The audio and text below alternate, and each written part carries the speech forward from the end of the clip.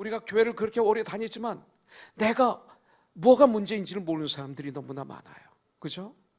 그리고 내가 잘 믿는 줄 알고 그냥 고집부리며 살아가는 분들이 많아요. 하나님이 보실 때 너무 아픈데 주위에서 봐도 참 문제인데 자기만 좋은 줄 알아. 그래가지고 고칠 생각을 안 해. 변화가 없어요. 성장이 없어요. 오히려 주님이 말씀하시면 시험 들어요. 그리고 주님을 나에게 맞추려고 그래. 절대 변하지 않는 분들이 있다는 거죠. 저와 여러분들은 그런 분이 되면 안 되죠. 또 과거에 과학이 발전하면 질병이 없어질 것이라고 그랬어요.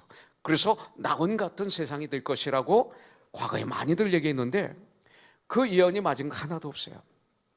질병은 다 없어지는 것처럼 보이지만 여러분들, 그리고 좀 우리가 오래 살죠. 지금 100년도 살고 120년도 삽니다. 그거 사실입니다. 그러나 한 가지 병균을 죽이는 약이 나오면 여러분들 그보다 더 강한 병균이 나오지 않아요?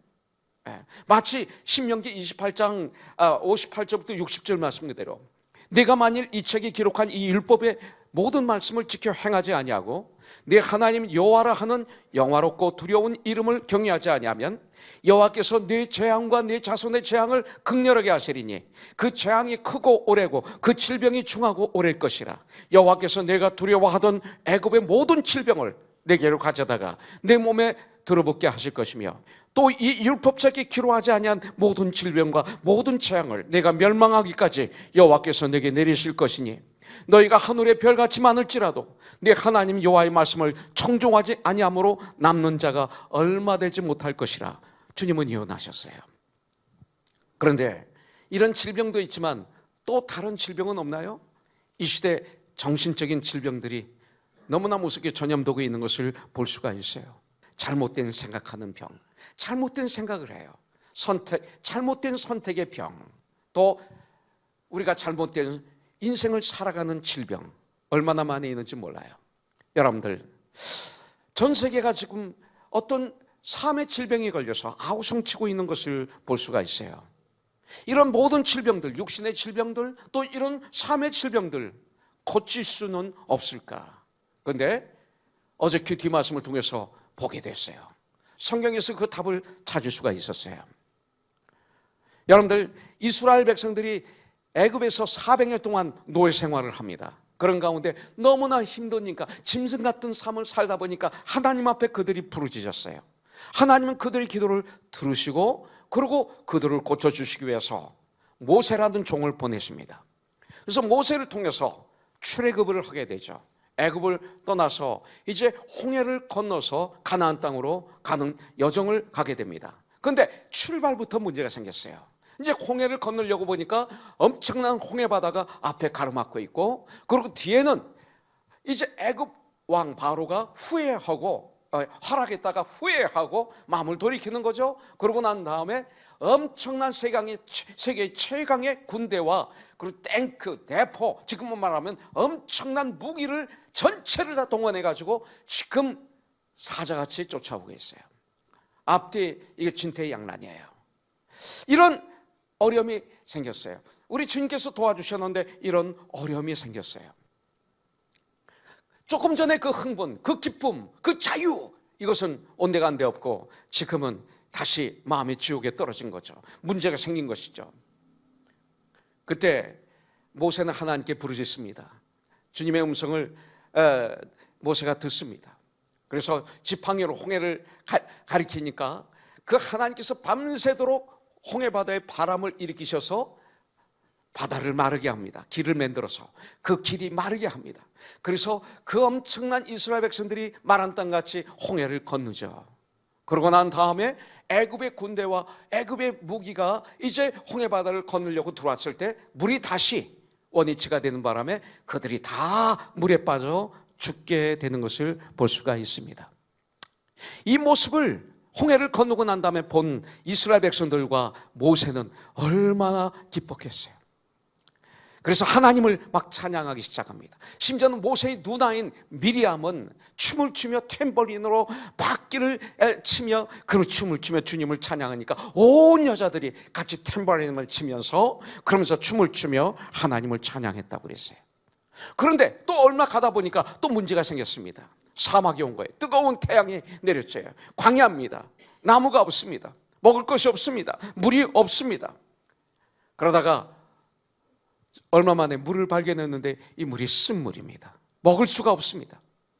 그때 백성들은 또 하나님을 원망하고 모세를 원망합니다. 모세가 하나님께 부르짖었죠. 그러니까 하나님께서 모세에게 명령하십니다.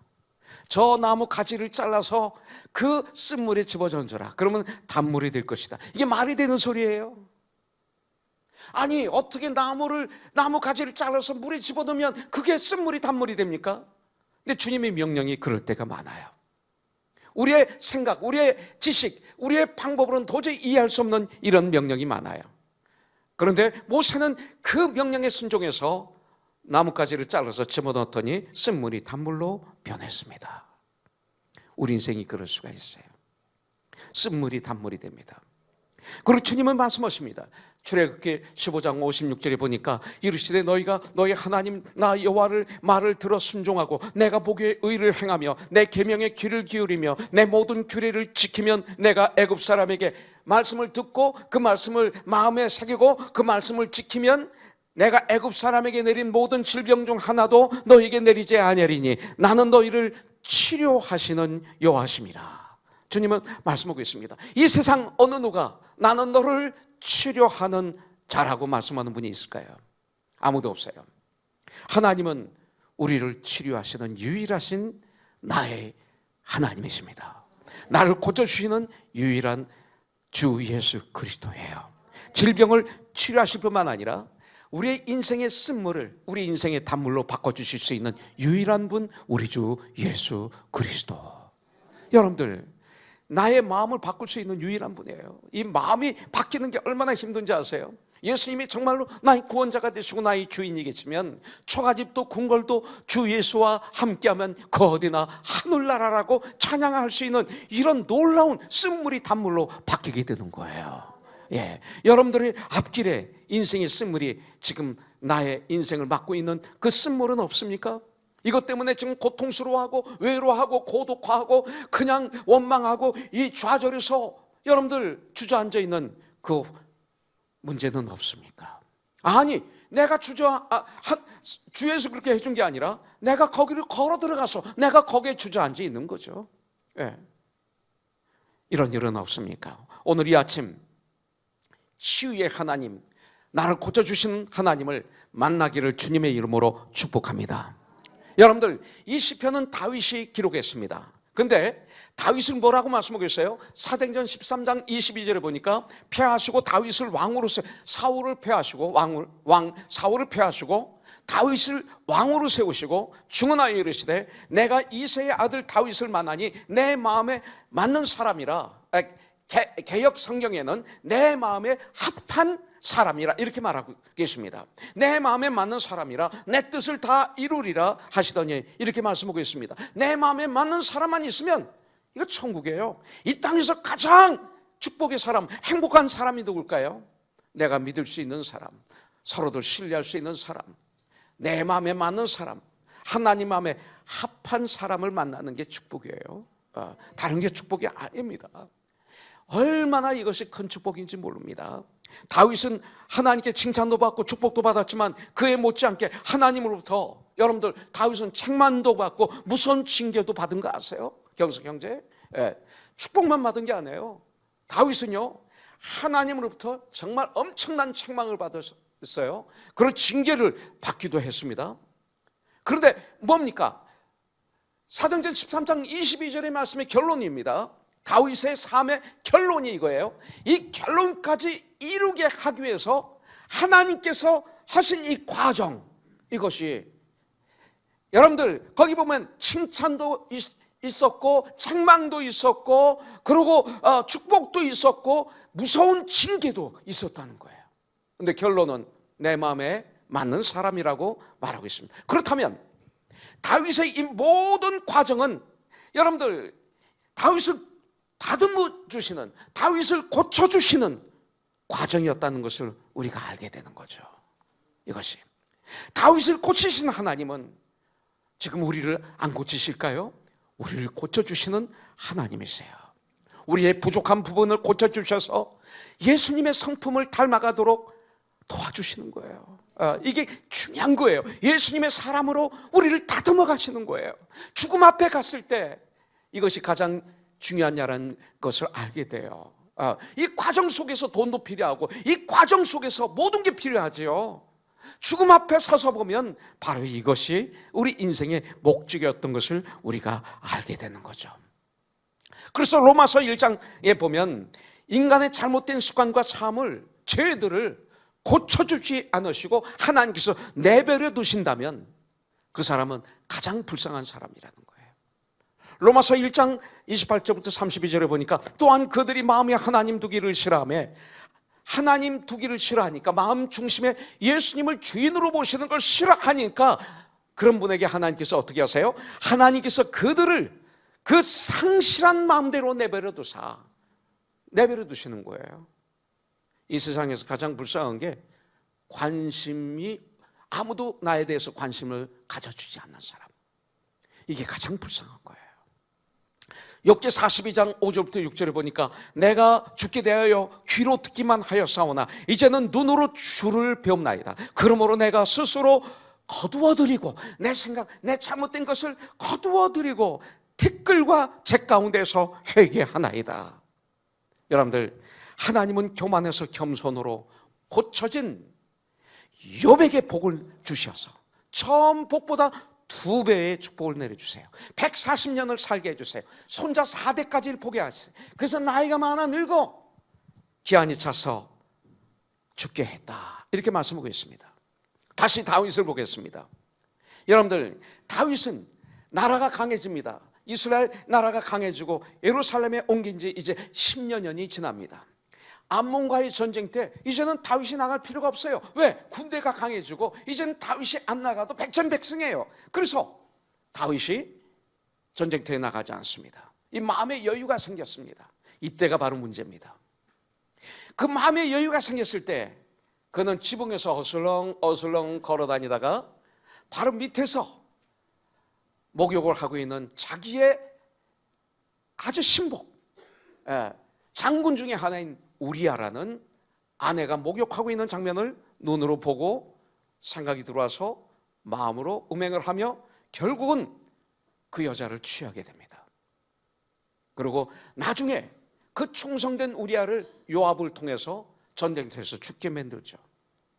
그러므로 말미암아 그 귀한 다윗이 범죄의 구덩텅이에 빠지고 말았습니다. 여러분들, 그런데 사도행전 13장 22절에서는 내 마음에 맞는 사람이라고 결론을 내리는 것입니다. 왜 그렇습니까? 고침을 받았기 때문에 그래요. 하나님은 다윗의 교만한 마음을 고쳐주셨어요. 우시아는 끝까지 고치지 않았어요. 그러나 다윗은 고침을 받았어요. 여러분들, 그 모든 신하들이 보는 앞에서 나단이 다윗 왕에게 당신이 바로 그런 죄인입니다 했을 때 그는 무릎을 꿇어요. 모든 사람이 보는 앞에서, 신하들이 보는 앞에서 그 위대한 대왕 다윗이 망신을 당해요. 그런데 거기서 무릎을 꿇어요.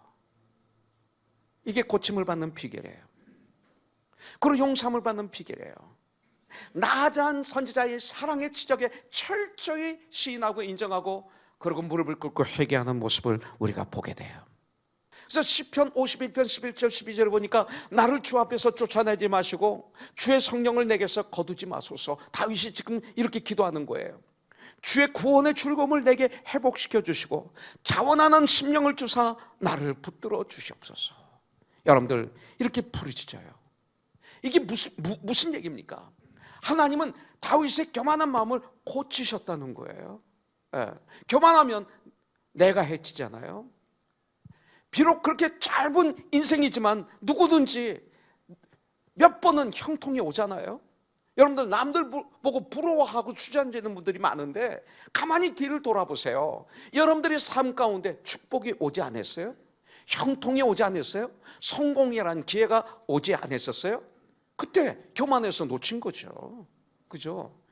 몇 번 이 기회가 옵니다. 잘 될 때가 오죠. 돈 벌을 기회도 있습니다. 예.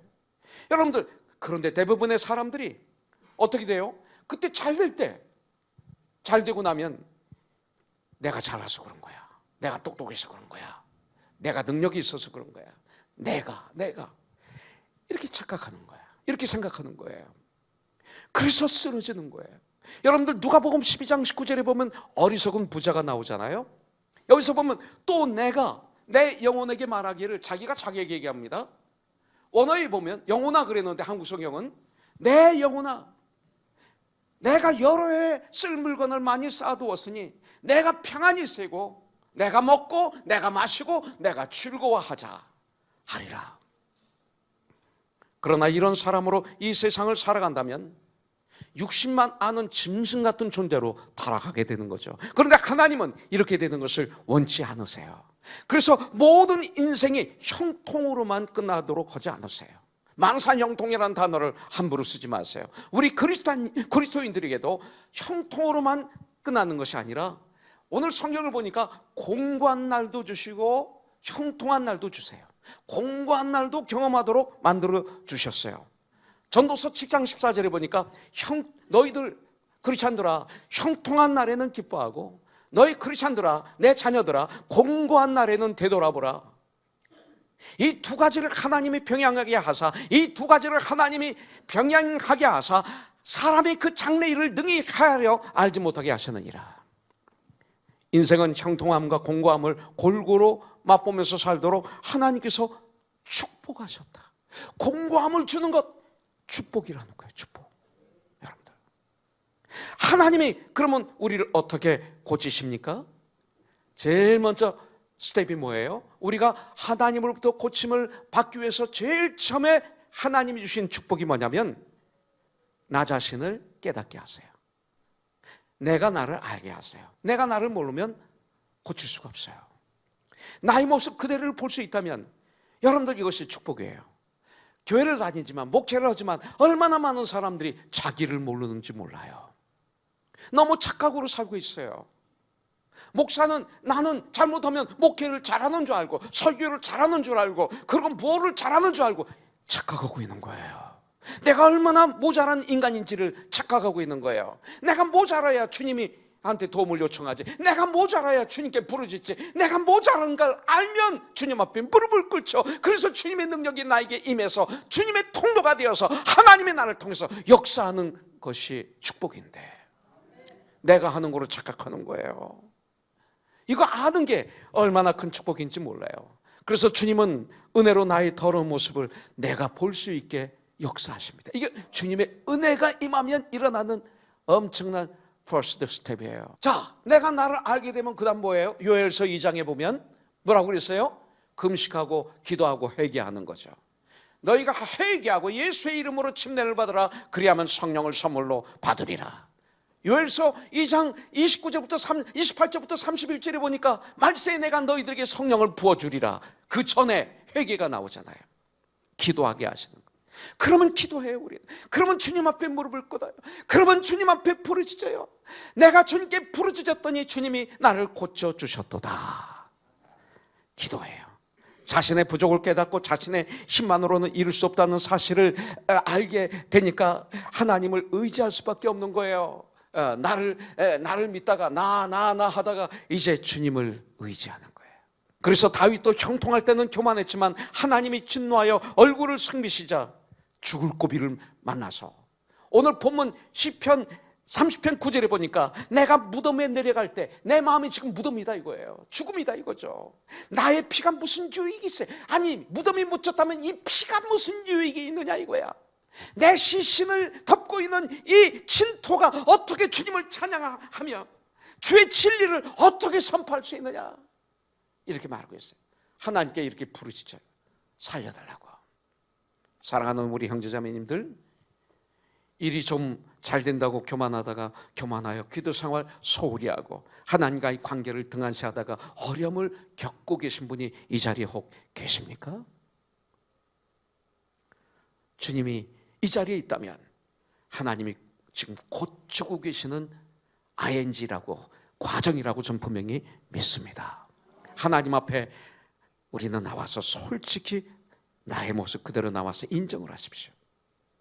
그리고 하나님께 부르짖어 회개하고 주님 앞에 돌아오는 거예요. 이런 회개 기도를 주님 앞에 부르짖을 적에 내가 주님께 부르짖었더니 주님이 나를 고치셨나이다 라는 고백을 우리도 할 수 있는 거죠. 11절 보겠습니다. 주께서 나의 슬픔이 변하여 내게 춤이 되게 하시며, 슬픔이 변하여 춤이 되게 하시며 나의 베옷을 벗기시고 기쁨으로 띠띠우셨나이다. 나의 주님만이, 예수 그리스도만이 우리들의 슬픔을 고치셔서 슬픔이 춤이 되게 하시는 유일한 분이에요. 하나님은 슬픔을 변하여 춤이 되게 하시며 베옷을 벗기시고 기쁨으로 띠를 띠우시는 하나님.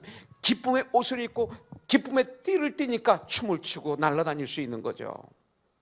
베옷은 뭡니까? 구약시대에 이 베옷이 무엇을 상징하냐면 성도들이 회개할 때 자신의 통회하는 마음을 표시하는 것이 바로 베옷입니다.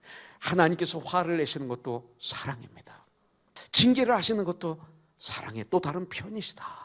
이걸 알게 되는 거예요.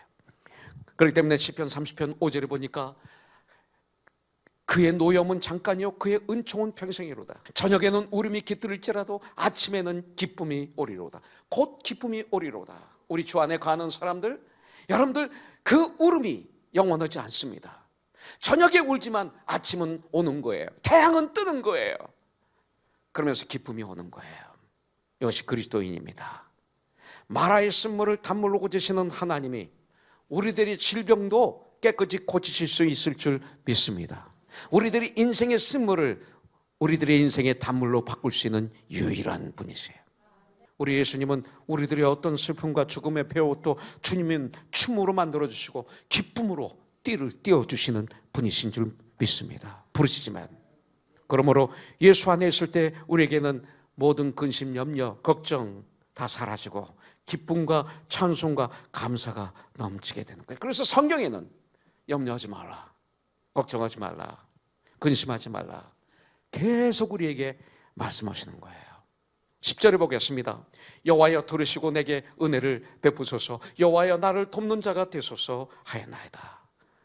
나의 하나님은 나를 도우시는 하나님, 헬퍼. 시편 42편 11절에 보니까 내 영혼아 내가 어찌하여 낙심하며 어찌하여 내 속에서 불안해하는가. 지금 저와 여러분들에게 말하는 거예요. 다윗을 통해서 너는 하나님께 소망을 두라. 나는 그가 나타나 도우심으로 말미암아 내 하나님을 여전히 찬송하리로다. 언제? 지금 고통 중에. 이것이 믿음이에요. 하나님은 우리가 낭망 속에 있을 때, 불안 속에 있을 때 우리의 돕는 자가 되어주신다고 말씀하고 있어요. 그 주님이 항상 우리와 함께 계세요. 우리의 뒤에서 우리를 밀어주시고 앞에서 이끌어주시고 옆에서 붙잡아 주세요. 지켜봐 주시고 계세요. 여러분들 적어도 우리가 예수를 믿는다면 주님의 도우심을 받으면서 살아야 돼요. 그래서 다윗은 시편 146편 3절에 보니까 귀인들을 의지하지 말며 권력자들을 의지하지 말며 도울 힘이 없는 인생도 의지하지 말지니 이렇게 말하고 있어요. 인생은 내가 사랑해야 될 존재예요. 그죠? 전도해야 될 대상이에요. 함께 손을 잡고 천국을 향해서 걸어가야 돼요. 서로도 물론 도움을 받아야 되지만 여러분들 주 안에서 의지해야죠. 예수님을 빼고 그를 의지한다면 안 된다는 거예요. 의지하지 말라는 게 아니에요. 예수 안에서 의지해야 되는 거죠.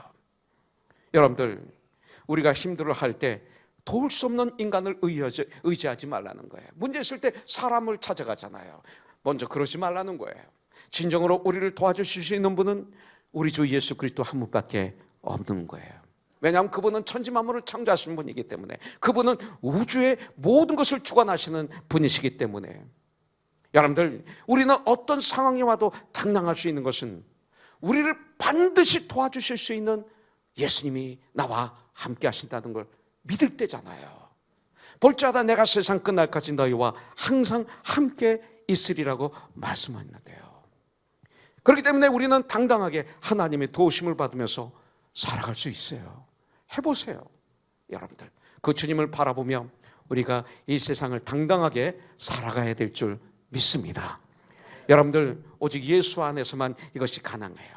참 복음을 깨달았을 때, 정말 예수님을 내가 알게 됐을 때 일어나는 현상이 뭐라고 있죠? 결론으로 얘기합니다. 뭐예요? 나의 모습이 드러나요. 내가 얼마나 더러운 죄인인지 알게 돼요. 얼마나 연약한 자인지 알게 돼요. 그래서 콧물 눈물 흘리면서 회개하는 거예요. 자복하는 거예요. 예. 다 드러나요. 무릎을 꿇고 내 죄를 시인하고 인정하고 주님 앞에 완전히 돌아와서 회개하고 부르짖는 거예요. 그러면 주님이 나를 어루만져 주시고 고쳐주시는 거죠. 내 힘만으로는 구원받을 수 없고 내 능력만으로는 죽음을 해결할 수 없다고 부르짖는 거예요. 도와달라고. 여러분들, 그때부터 진정한 치료는 시작이 되는 것이죠. 연약했던 나, 인간의 모든 질병을 고칠 수 있는 예수님의 그 십자가의 그 보혈의 피, 전 이것을 이 세상의 유일한 완전한 약이라고 얘기할 수 있습니다. 이 땅에 나오는 모든 약들은 완전하게 치유를 못해요. 고치지 못해. 그러나 유일한 약, 십자가에서 온 인류를 위해서 대신 희생하면서 죽어주신 피를 흘리신 보혈의 피, 이 약, 이 사랑, 이 사랑의 약, 이 약은 나의 정신을, 나의 육체를, 나의 삶을 어루만져 주시고 치료해 주시는 약인 줄 분명히 믿습니다. 이것이 좋은 소식, 굿뉴스예요. 하나님은 나를 고치시는 하나님, 나를 도우시는 하나님, 세상 끝날까지 나와 함께 하시는 예수님이 뭐 하시는 거예요? 나를 고쳐주시는 거예요. 나를 인도하시는 거예요. 나를 도와주시는 거예요. 나를 보호해 주시는 거예요. 여호와는 나의 목자시니 나에게 부족함이 없으리라 한 것처럼 그분은 바로 나의 하나님, 우리의 하나님입니다.